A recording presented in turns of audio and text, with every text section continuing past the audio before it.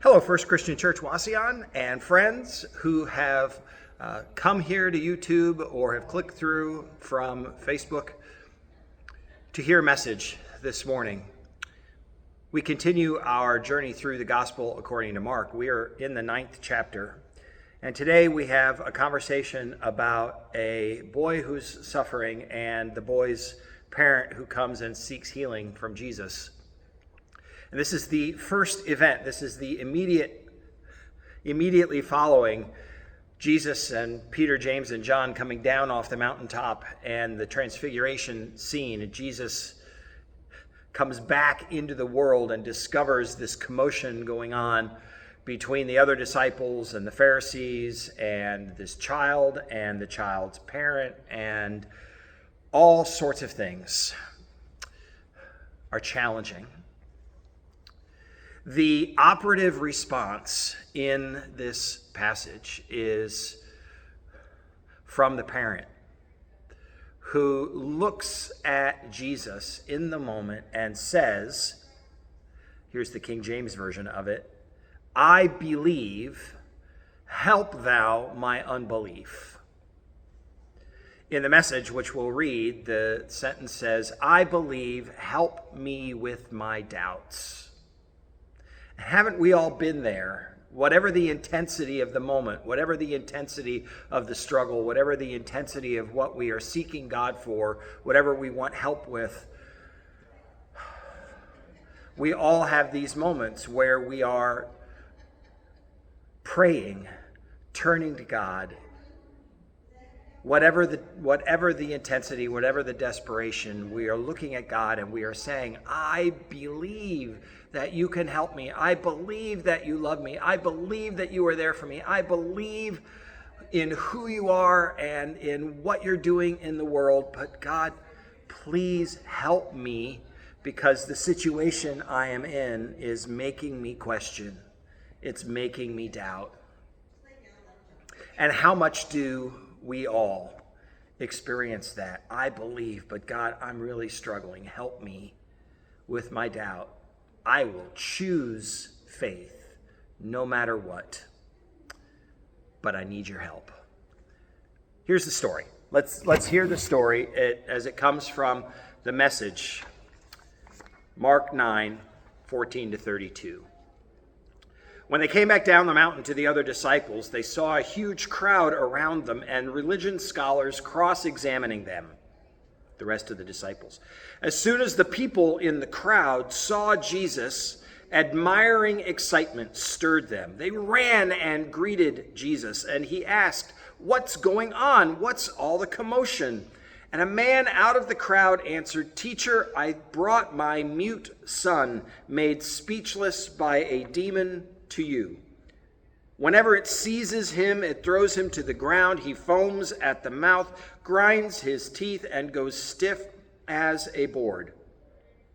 I told your disciples, hoping they could deliver him, but they couldn't." Just a note. Remember, we're reading a story written 2,000 years ago, and so that sensibility here of what is clearly an epileptic seizure happening to this boy, being an example of demon possession, and even the rest of the story, let us just acknowledge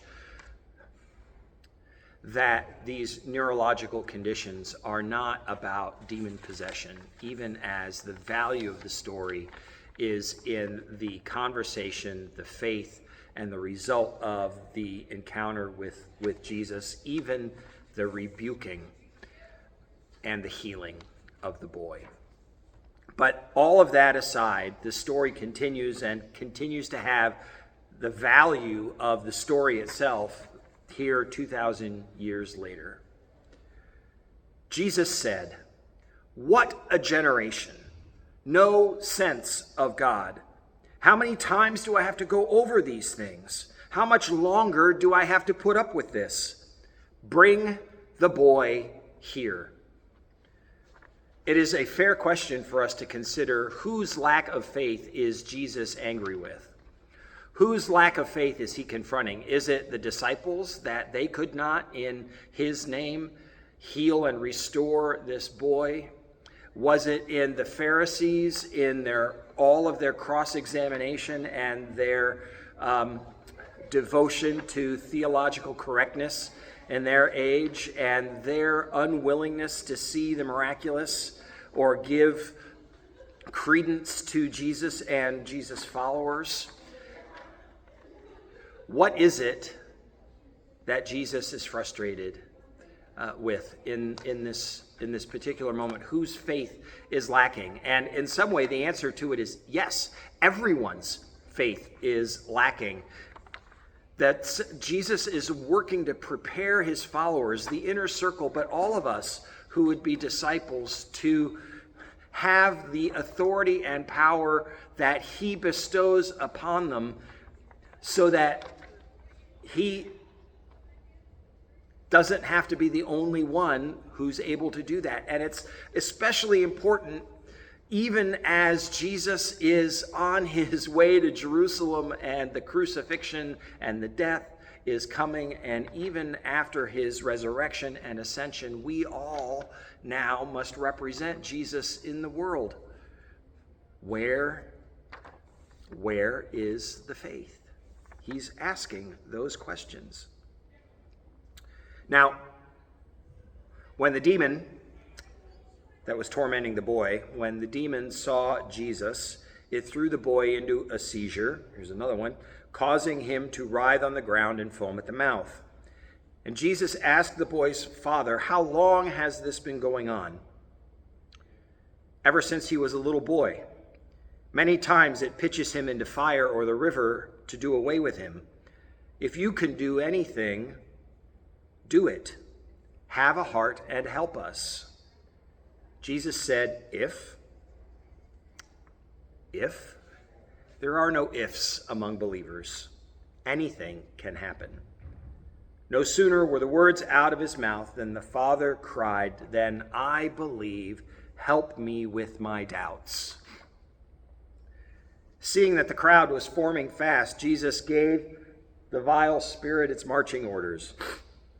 "Dumb and deaf spirit, I command you, out of him and stay out." Screaming and with much thrashing about, it left. The boy was pale as a corpse, so people started saying, "He's dead." But Jesus, taking his hand, raised him. And the boy stood up. And after arriving back home, his disciples cornered Jesus and asked, "Why couldn't we throw the demon out?" And the answer was, "There is no way to get rid of this kind except by prayer." Leaving there, they went through Galilee.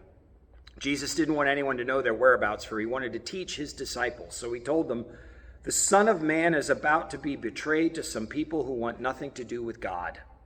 They will murder him. And 3 days after his murder, he will rise alive." They didn't know what he was talking about, but were afraid to ask him about it. This is the word of the Lord. Thanks be to God. I believe. Help thou my unbelief. In all of those situations, when we turn to God, we know the promise, whether or not we receive that physical or emotional or relational healing, or the situation is resolved in the way that we want. In all of these moments of struggle that we have, and they do come, they will come. If we live long enough, I think we can all say they have come. All of the time, the invitation from God and the role of our faith in our lives is to trust in God, to be there for us and with us. You know, it's fair for us to be in both of these places at once, and I'll share in just a second. But our life, there are mysteries and there are challenges and there are doubts and there are struggles and all of that. And there are so many ways in life our witness of faith can be, on the one hand, our doubts have us at God saying, "Where are you? Why don't you show up? Help me. I need you." And then on the other hand, at the same time, even in the middle of the struggle, there is the reality of, without God, where would I be? God is always inviting us to trust, to hold tight to God, to know that we are loved, and to say in our hearts and out loud and give witness to the world, with God, we can face and make our way through everything.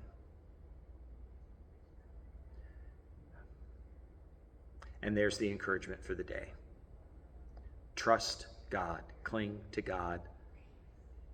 Know that God can handle, and it's not a sign of immaturity or weakness of faith when we say, I believe.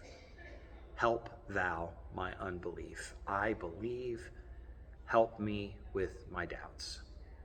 Blessings to you on this day. Amen.